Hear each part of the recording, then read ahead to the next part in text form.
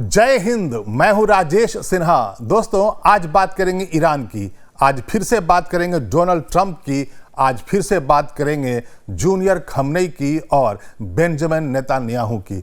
लेकिन आज जो मैं जानकारी आपके लिए लेकर आया हूं, इन तीन नेताओं की तरफ से नहीं आ रहा है, इनका कोई बयान भी नहीं है और ना ही मैं कोई ऐसी बात कहने जा रहा हूं जो पहले से आपने सुन रखा है। जो जानकारी नई निकल कर आई है कि अब जो हमले ईरान कर रहा है वो पहले से ज्यादा भयानक और विनाशकारी साबित हो रहा है। जानकारी ये निकल कर आई है कि जो 65वां वेव मिसाइल्स का जो अटैक ईरान ने किया है उसमें एक नए और अब तक के सबसे घातक मिसाइल सिस्टम से उसने हमला किया है। जी हां, हसन नसरुल्लाह बैलिस्टिक मिसाइल्स का पहली बार इस्तेमाल ईरान ने किया है। आपने पहले भी सुना होगा, देखा होगा, पहले भी पढ़ा होगा, सोशल मीडिया प्लेटफॉर्म पे आपने देखा होगा कि ईरान के जो नेता हैं बार बार यही कह रहे हैं कि हमने अभी तक अपने पुराने मिसाइल से ही हमला किया है, हम उन्हीं रॉकेट्स को दाग रहे हैं जो पहले से हमारे पास बने बनाए थे। यानी साफ तौर पे ईरान ये कह रहा है कि हमने जो एडवांस्ड वर्जन बना रखे हैं, हमने जो मिसाइल्स को पहले से ज़्यादा घातक बना कर रखा हुआ है, जो ड्रोन्स नए बनाए जा रहे हैं जो मार करेंगे तो पहले से ज़्यादा भयानक होने वाला है, उसका इस्तेमाल तो हमने किया ही नहीं है। ये बात सच साबित हो गई।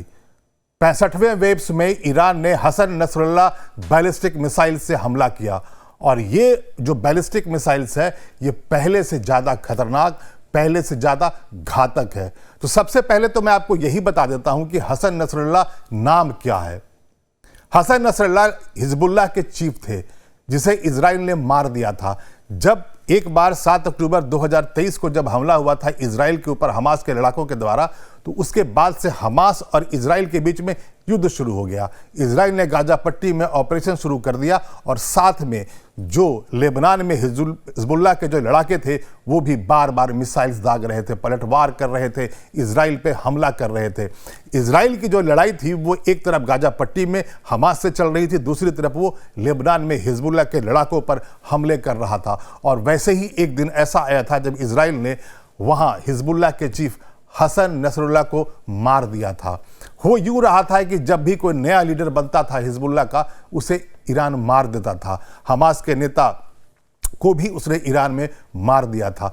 तो उनकी याद में और ये एक प्रतीकात्मक नाम दिया गया है इस सबसे खतरनाक मिसाइल्स को, और उसका नाम दिया गया है हसन नसरुल्लाह, और ये है एक बैलिस्टिक मिसाइल्स। और इसीलिए मैंने यहाँ पर बीजे में लिख रखा है, ईरान का नसरुल्लाह मिसाइल से हमला, तबाही का नया दौर शुरू।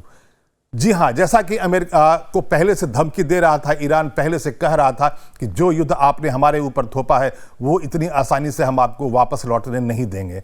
पहले यही लगा था डोनाल्ड ट्रंप को, वो हमला कर चुके हैं, पूरी की पूरी सरकार को मार दिया उन्होंने, सीनियर खमनेई को मार दिया है, तो ये युद्ध खत्म हो जाएगा। लेकिन उनकी उम्मीद से ठीक विपरीत IRGC और जो बाकी जो फोर्सेज हैं ईरान में, उन्होंने भयानक पलटवार करने शुरू कर दिए और आज 20 दिन से ज़्यादा हो चुका है इस युद्ध को, लेकिन ईरान रोके नहीं रुक रहा है। अमेरिका में जब ये कहा जाने लगा है कि डोनाल्ड ट्रंप ने एक बहुत बड़ी गलती कर दी है, एक बहुत बड़ा फैसला कर लिया है, और जो वहाँ अधिकारी हैं ट्रंप एडमिनिस्ट्रेशन के, वो तो साफ तौर पे कहने लगे हैं, तुलसी गबार्ड ने साफ तौर पे कह दिया है कि जो फैसला लिया था डोनाल्ड ट्रंप ने बिल्कुल गलत था। चूंकि डोनाल्ड ट्रंप बार बार यही कह रहे थे कि वो जो हमला कर रहे हैं वो ईरान को परमाणु बम बनाने से रोकने के लिए कर रहे हैं, लेकिन तुलसी गबार्ड ने साफ तौर पे कह दिया, एक लिखित बयान में दे दिया कि जी नहीं, 2025 में जो युद्ध हुआ था इजराइल और ईरान के बीच में, उसी में उसके जो परमाणु जो ठिकाने थे उसे बर्बाद कर दिया गया था और वहां पर कोई परमाणु कार्यक्रम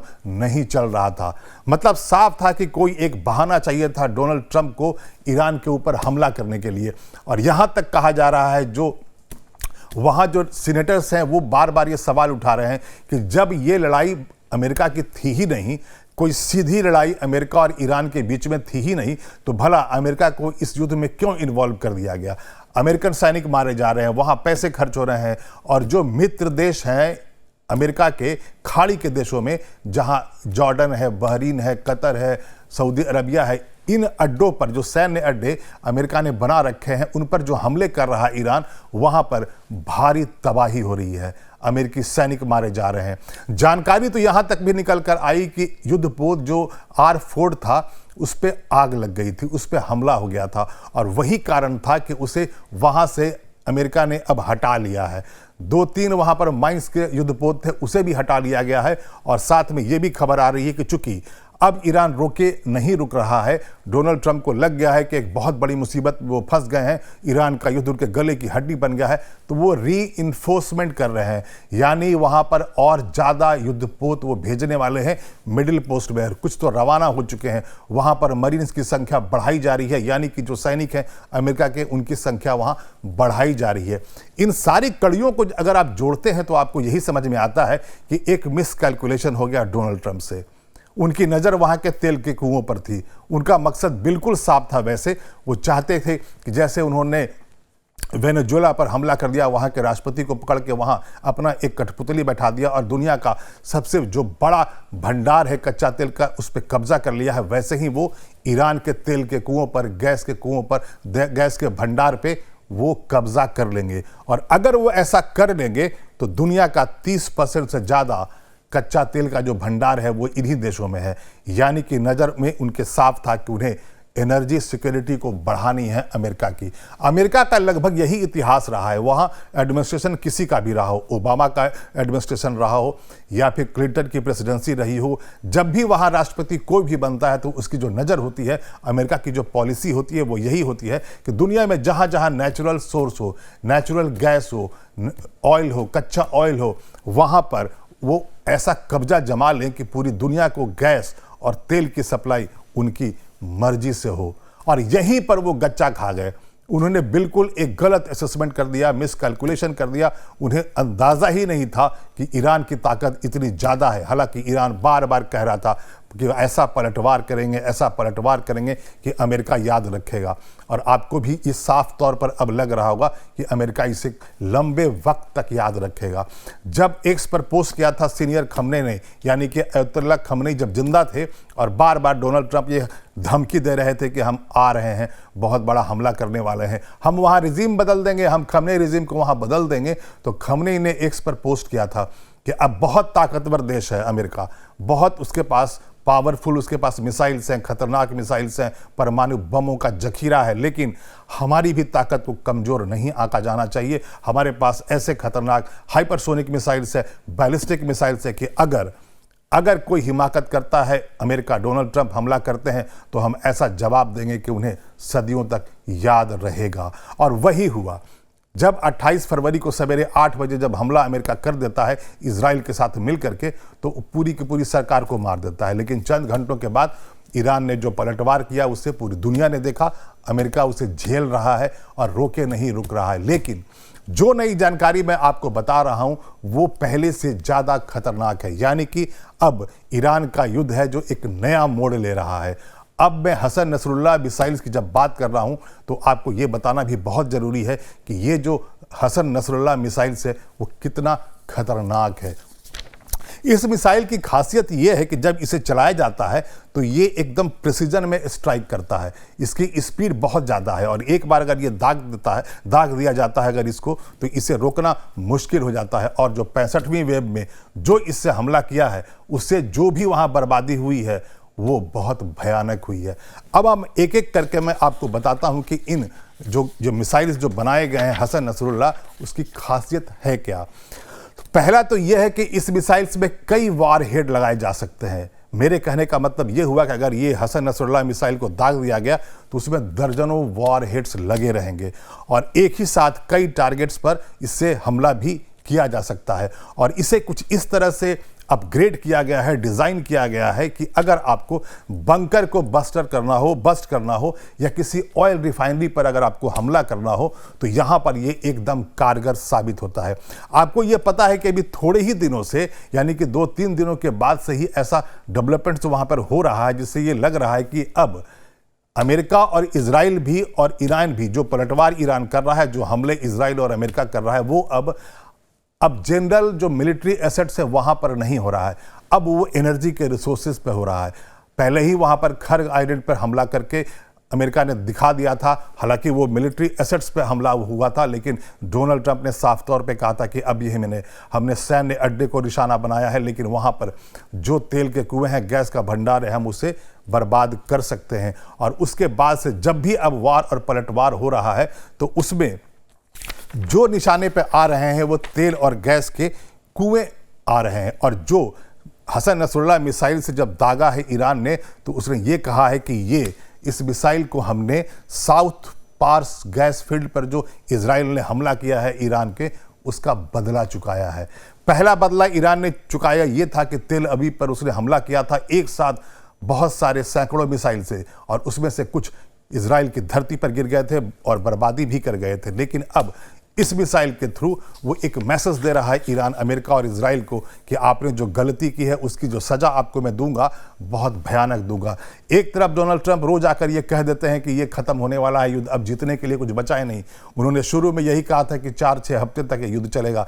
नहीं, ये युद्ध खिंच रहा है, 20 दिन से ज़्यादा हो गया है। और जिस तरह से हमले ईरान अभी लगातार कर रहा है, उससे ये लग रहा है कि जो ईरान के नेता, IRGC के कमांडर्स जो बार बार कह रहे थे कि हमारा जो जखीरा है वो इतना बड़ा है, इतने भयानक मिसाइल से, ड्रोन से भरा पड़ा है कि हम जब हमला करेंगे तो हम महीनों तक लड़ाई कर सकते हैं। साफ तौर पे वहाँ के विदेश मंत्री ने कहा था कि हम 6 महीने की लड़ाई के लिए बिल्कुल तैयार हैं। एक तरफ अमेरिका ने यह सोचा था कि वो चंद घंटों की लड़ाई होगी, कुछ दिनों की लड़ाई होगी या कुछ हफ्तों की लड़ाई होगी, लेकिन ईरान शुरू से यही कह रहा है कि हम जब वार पलटवार करेंगे या हम कर रहे हैं तो वो 6 महीने तक हम लड़ाई के लिए तैयार हैं। ये तो लड़ाई के लिए पहले से आपने जो बना रखा है मिसाइल्स और ड्रोन्स, उसकी बात हो रही थी। लेकिन आपको ये भी याद होगा कि वाशिंगटन पोस्ट में एक खबर छपी थी, एक इमेज छपा था जिसमें चाइना की तरफ से रॉकेट फ्यूल्स जा रहे थे और जो वेसल्स जा रहे थे उसकी तस्वीर आ गई थी, उसके सैटेलाइट इमेजेस आ गए थे। इसका मतलब एकदम साफ है कि ईरान के इस युद्ध में चाइना उसे मदद कर रहा है, उसे रॉकेट फ्यूल्स दे रहा है ताकि वो अपने मिसाइल्स ज़्यादा संख्या में बना पाए, ड्रोन्स को ज़्यादा घातक बना पाए। और सिर्फ चाइना ही नहीं, रूस के तरफ से भी कहा जा रहा है कि रूस भी उसे शिपमेंट कर रहा है, हथियारों की खेप भेज रहा है। और रूस की अगर हम बात कर रहे हैं तो यहाँ पर यूक्रेन युद्ध का जिक्र करना बहुत ज़रूरी है। जब व्लादिमीर पुतिन ने 2022 में 24 फरवरी को यूक्रेन पर हमला कर दिया था तो पूरी दुनिया ने सोचा था कि, और खुद पुतिन ने भी यही सोचा था कि वहाँ पर वो उस प्रेसिडेंसी को, यानी कि जो जेलेंस्की वहाँ के राष्ट्रपति है, बदल देंगे, रेजिम बदल देंगे और 15 दिनों में युद्ध खत्म हो जाएगा। लेकिन पुतिन का भी कैलकुलेशन गलत निकला था। हुआ ये कि जब युद्ध में पलटवार करने लगा यूक्रेन तो उसकी मदद करने लगे नाटो और अमेरिका। बार बार नाटो और अमेरिका के जो राष्ट्रपति डोनाल्ड ट्रंप थे वो बार बार कह रहे थे कि बहुत बड़ी गलती की है पुतिन ने और हम इसे आसानी से उन्हें वापस लौटने, वहाँ से हमला करके जाने नहीं देंगे। और 4 वर्ष हो गए हैं, लगातार वहाँ पर फंडिंग चल रही है नाटो की तरफ से, अमेरिका फंडिंग कर रहा है। जो मिलिट्री के जो इक्विपमेंट्स हैं, जो साजो सामान है, वहाँ पर ड्रोन्स और मिसाइल्स की ज़रूरत पड़ रही है यूक्रेन को, वो सप्लाई हो रहा है नाटो और अमेरिका से। और उसी के कारण एकदम छोटा सा राष्ट्र है यूक्रेन, वो 4 वर्षों से सुपर पावर रसिया से युद्ध लड़ रहा है और वो भी लगातार लड़ रहा है। यहीं पर डोनाल्ड ट्रंप से जो खार खाए थे पुतिन, यहीं पर उन्हें मौका मिल रहा है, चाइना को यहीं पर मौका मिल रहा है। चाइना और रूस अब ईरान की मदद करने में लग गए हैं और ईरान के साथ वो वैसा ही सप्लाई का चेन उन्होंने बना लिया है मिलिट्री इक्विपमेंट्स का, जैसे यूक्रेन के साथ नाटो और अमेरिका ने बना लिया है। अब वापस लौटते हैं हसन नसरुल्लाह की विशेषताओं पे, उसके क्या फीचर्स हैं। पहला मैंने आपको बताया कि उसमें एक से ज़्यादा वार हेड्स उसमें जा सकते हैं, यानी कि बर्बादी जो होगी अब एक टारगेट पे नहीं होगी, बहुत सारे टारगेट्स पर भी होगी। पहले भी ईरान ऐसे मिसाइल छोड़ता था, लेकिन अब ये जो हसन नसरुल्लाह मिसाइल की खासियत ये है कि वो प्रिसीजन के साथ स्ट्राइक करता है और अचूक मार करता है। इसमें एक नई गाइडेंस की एक तकनीक लगाई गई है और जो पहले से जो टारगेट जो सेट किया जाता है वो सीधा उसी के ऊपर जाता है। और ऑयल रिफाइनरी को करना हो, एयरबेस को बर्बाद करना हो, कमांड सेंटर को बर्बाद करना हो, तो ये मिसाइल बहुत उपयोगी साबित हो सकता है ईरान के लिए भविष्य में। पहली बार कल उससे हमला हुआ है और आज और आगे के दिनों में भी उम्मीद यही है कि ईरान पलटवार ऐसे ही करेगा। इन्हीं खास मिसाइलों से, इन्हीं खतरनाक मिसाइलों से वो आगे भी पलटवार करता रहेगा। बात अगर रेंज की है हसन नसरुल्लाह मिसाइल्स की, तो 1500 से 2000 तक ये जा सकता है, यानी कि इजराइल में जाकर वो मार कर सकता है। और जो मिडिल ईस्ट में, जो खाड़ी के देशों में जो सैन्य अड्डे अमेरिका ने बना रखे हैं, एयर बेसिस हैं, नेवल बेसिस हैं, या जहां पर इकोनॉमिक इंटरेस्ट है जैसे दुबई है, तो वहां पर ये बड़ी आसानी से पहुंच सकता है और वहां पर जाके उन ठिकानों को बर्बाद कर सकता है। अब बात कर लेते हैं इसकी स्पीड की। हसन नसरुल्लाह की जो स्पीड है वो मैक 5+ है। मतलब आप इसे सरल शब्दों में अगर समझना चाहें तो एक बार अगर इस मिसाइल को दाग दिया जाएगा तो उसकी स्पीड इतनी ज़्यादा होगी, इतनी तेज होगी कि जो डिफेंस सिस्टम होगा, एयर डिफेंस सिस्टम होगा, आयरन डोम होगा, वो उसे रोक पाएगा कि नहीं, इस पर भी सवाल उठने लगा है। यानी कि बहुत हाई स्पीड के साथ, 5 मैक+ स्पीड के साथ ये मिसाइल्स हमला करने में सक्षम है। इसके बाद अब आता है कि ये हसन नसरुल्लाह जो मिसाइल है, ये अकेले सिर्फ इसी से हमला नहीं कर रहा है, बाकी जो ड्रोन्स थे, जो खतरनाक ड्रोन्स थे ईरान, उससे भी हमला कर रहा है। और इससे होता ये है कि जब हसन नसरुल्लाह को यूज़ किया गया तो इसकी जो खासियत है वो ये है कि इसे एक साथ कई और मिसाइल्स और कई और ड्रोन्स के साथ इससे हमला किया जा सकता है। और इसके पीछे की जो स्ट्रेटजी है ईरान की वो ये है, ईरान को पता है कि आयरन डोम है इजराइल के पास, बहुत मजबूत एयर डिफेंस सिस्टम है, अमेरिका भी बहुत सारे मिसाइल्स को, ड्रोन्स को हवा में न्यूट्रलाइज कर देता है। तो यहाँ पर कोशिश ये ईरान की है, एक साथ आप दर्जनों मिसाइल्स भेज रहे हैं, सैकड़ों मिसाइल्स भेज रहे हैं, उसमें आप हसन नसरुल्लाह मिसाइल्स को भी दाग देंगे, ड्रोन्स भी दागे जाएंगे, और उसमें जो सटीक जो वहाँ पर टारगेट दिया जाएगा इस मिसाइल को, नसरुल्लाह मिसाइल को, वो जब एयर डिफेंस सिस्टम जब एक्टिव होगा तो वो कंफ्यूज हो जाएगा, ओवरलोड हो जाएगा। और यही हुआ था 7 अक्टूबर 2023 को, जब हमास के लड़ाकों ने 5000 से ज़्यादा मिसाइलें एक साथ दाग दी थी इजराइल के ऊपर। और उस वक्त पूरी दुनिया को यही लगता था कि आयरन डोम इतना सशक्त है, इतना पावरफुल एयर डिफेंस सिस्टम है कि अगर एयरबॉर्न हमला होता है इजराइल पे तो वो कभी भी हमला सीधे टारगेट पर नहीं जा सकता है। आयरन डोम हवा में न्यूट्रलाइज कर देगा 99% मिसाइल्स को और ड्रोन्स को। तो इसी की काट ईरान ने निकाल ली है और सबसे खतरनाक मिसाइल्स को बाकी मिसाइल्स और ड्रोन्स के साथ वो मार रहा है, ताकि आयरन डोम या कोई भी अगर एयर डिफेंस सिस्टम एक्टिव होकर के अगर वो न्यूट्रलाइज करना शुरू करता है सारे मिसाइल्स को, ड्रोन्स को, तो वो कंफ्यूज हो जाएगा, ओवरलोड हो जाएगा। और इसी मौके का फ़ायदा उठा करके ये जो हसन नसरुल्लाह जो मिसाइल होगी उस बंकर पे, उस ऑयल रिफाइनरी पे, उस गैस के भंडार पे, या कोई भी टारगेट अगर उसे दे दिया जाता है, तो जब anti missile system, air defence system जब बाकी में उलझा रहेगा, बाकी मिसाइल्स में उलझा रहेगा, तो ये जा करके सटीक वार करेगा अपने टारगेट पर और बर्बादी करके ही मानेगा। हसन नसरुल्लाह के साथ एक खास बात और है, ईरान ने ये जो नया मिसाइल जो दागा है उससे ईरान ये मैसेज दे रहा है अमेरिका को कि आप हमें कमज़ोर ना समझें। हमने जैसा पहले कहा था कि हमारे पास बहुत सारे ऐसे वॉरहेड्स हैं, बहुत सारे ऐसे हमारे पास मिसाइल्स हैं, हम अगर एक बार उसे इस्तेमाल करने लगेंगे तो अमेरिका बच नहीं पाएगा। अमेरिकन में जो टारगेट्स हमने, अमेरिका के टारगेट्स जो हमने चुन रखे हैं, जो अलग अलग खाड़ी के देशों में या इजराइल के ऊपर अगर हमला करते हैं तो इजराइल और अमेरिका दोनों को इससे बचना मुश्किल हो जाएगा। तो मेरे कहने का मतलब ये है कि अब ईरान युद्ध एक नए मोड़ से गुजर रहा है और ज़्यादा खतरनाक हो रहा है, नए ट्विस्ट आ रहे हैं। पहले जिस तरह से कन्वेंशनल वॉर चल रहा था, पहले जो मिसाइल से जो हमला हो रहा था, ड्रोन से जो हमला हो रहा था, उससे अब ज़्यादा घातक मिसाइल्स और ड्रोन्स अब ईरान चलाने वाला है। और इसीलिए अमेरिका में अब ये सवाल उठने लगा है कि भला एक ऐसे युद्ध को क्यों थोप दिया है अमेरिका के ऊपर डोनाल्ड ट्रंप ने, जो कभी अमेरिका का युद्ध था ही नहीं। आपको याद होगा कि नेशनल काउंटर टेररिज्म के जो चीफ थे जोसेफ केंट ने यही कहते हुए इस्तीफा दे दिया था ट्रंप एडमिनिस्ट्रेशन से, और कहा था कि ये सीधी जो थ्रेट थी, सीधा जो हमला था होने वाला ईरान से, अमेरिका पे था ही नहीं। ये युद्ध अमेरिका का था ही नहीं, ये इजराइल का युद्ध था। और इजराइल के कहने पे, इजराइल के इशारे पे, और जो इजराइल की जो लॉबी है जो एक्टिव है अमेरिका में, उसके बहकावे में आकर डोनाल्ड ट्रंप ने ईरान पर हमला कर दिया था। हालांकि वो कह ये रहे थे कि वो वहाँ की जनता की मदद के लिए जा रहे हैं। आपको ये भी याद होगा कि कुछ हफ्ते पहले, महीने की बात है, वहाँ पर ईरान में वहाँ की जनता प्रदर्शन कर रही थी सीनियर खमनी के खिलाफ। हो यूँ रहा था कि वहाँ महंगाई बहुत बढ़ गई थी और अयतुल्ला खमनी के खिलाफ वहाँ की जनता खड़ी हो गई थी और सड़कों पर हज़ारों लाखों लोग उतर रहे थे और प्रदर्शन कर रहे थे और कह रहे थे कि हमें ये खमने रिजिम बदलना है।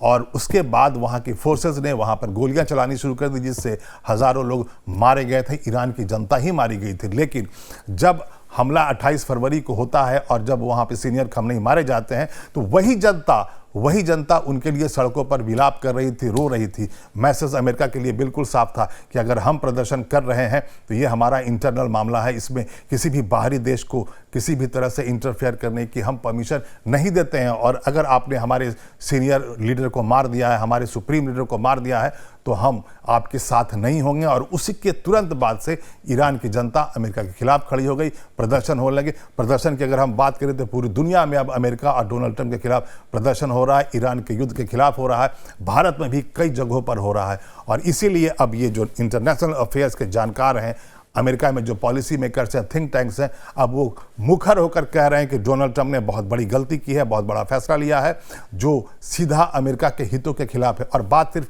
अमेरिका के हितों की नहीं है, पूरी दुनिया इसमें चपेट में आने वाली है। आपको पता होगा हॉर्मुज स्ट्रेट के बारे में। हॉर्मुज स्ट्रेट से वहाँ पर ईरान और इराक जैसे जगहों से जो तेल निकलता है, फारस की खाड़ी से, जो ओमान की खाड़ी के बीच का जो स्ट्रेट है वहाँ से गुजरता है और दुनिया का 20% से ज़्यादा वहाँ से तेल निकलता है, गुजरता है और 30% से ज़्यादा गैस वहाँ सप्लाई होती है। यानी कि सप्लाई जो चेन है वहाँ से दुनिया का 20 और 30% जाता है। और जब से ईरान ने हॉर्मुज स्ट्रेट को बंद कर दिया है, बारूदी सुरंगों का जाल बिछा दिया है, ज़्यादातर जो अमेरिका के जो टैंक्स हैं, इजराइल के टैंक्स हैं या दुनिया के अलग अलग देशों के जो टैंकर्स हैं वहाँ फंस गए हैं, क्योंकि उन्हें तभी वहां से गुजरने का मौका मिलेगा, परमिशन मिलेगी जब ईरान चाहेगा। हालांकि भारत के लिए ईरान ने सहूलियत दे दी है, भारत की जनता के लिए उसने कहा है कि भारत की जनता ने अमेरिकी इस हमले की भर्त्सना की है तो हम वहां की जनता के लिए गैस और तेल का जो सप्लाई है नहीं रोकेंगे। तब कोई टैंकर अगर भारत का होता है, तिरंगा लगा होता है, तो ईरान उसे गुजरने देता है। और हमारे यहाँ टैंकर्स आ भी रहे हैं। लेकिन आज की अगर स्थिति की बात अगर कर लें तो हॉर्मुज स्ट्रेट में वहाँ पर हजारों टैंकर्स फंसे हुए हैं। दुनिया भर में जो सप्लाई होने वाला था तेल और गैस वो वहाँ फंस गया है। अब बात सिर्फ यही नहीं है, बहुत सारे ऐसे देश हैं जो उस रास्ते से खाने पीने का सामान भेजते हैं, जो आपके घरों में जो इस्तेमाल होता है, दुनिया के अलग अलग हिस्सों में जो रोज़मर्रा की जो चीज़ें हैं, जो टैंकर्स के साथ वहाँ सप्लाई होता है दुनिया के अलग अलग हिस्सों में, सब के सब फंस गए हैं। और उससे पूरी की पूरी जो इकोनॉमिक एक्टिविटीज़ वहाँ से हॉर्मुज स्ट्रेट से होती है, ईरान के एक इशारे से बंद हो गई है। और इसीलिए अब जानकार कहने लगे हैं कि अगर ऐसा ही ये चलता रहा, खिंचता रहा, तो पूरी दुनिया की इकोनॉमी पर असर पड़ेगा। और छोटे मोटे देशों की तो बात ही नहीं हो रही है, बात यहाँ अमेरिका की भी होती है। अमेरिका की जनता इस बात से अब नाराज़ हो रही है कि अगर तेल और गैस की कीमतें बढ़ेगी तो वहाँ महंगाई बढ़ेगी, और महंगाई अगर बढ़ती है तो भला अमेरिकी जनता इसमें क्यों पड़े। आखिर डोनाल्ड ट्रंप ने ये गलत फैसला ले करके ईरान के ऊपर हमला करके अमेरिका के लिए एक मुसीबत क्यों खड़ी कर दी है। और इसीलिए विरोध के स्वर वहाँ लगातार मुखर होते जा रहे हैं और पूरी दुनिया अब ये कहने लगी है कि डोनाल्ड ट्रंप ने बहुत बड़ा और बहुत गलत फैसला ले लिया था ईरान पे हमला करके। अभी के लिए इतना ही। मैं फिर आऊँगा, ऐसे ही कोई रोचक जानकारी आपके लिए लेकर आऊँगा। लेकिन अगर ये वीडियो आपको अच्छा लगा हो तो आप इसे लाइक कर दें और शेयर कर दें। और अभी तक आपने इस चैनल को सब्सक्राइब नहीं किया है तो प्लीज़ अभी सब्सक्राइब कर लें। तब तक के लिए धन्यवाद।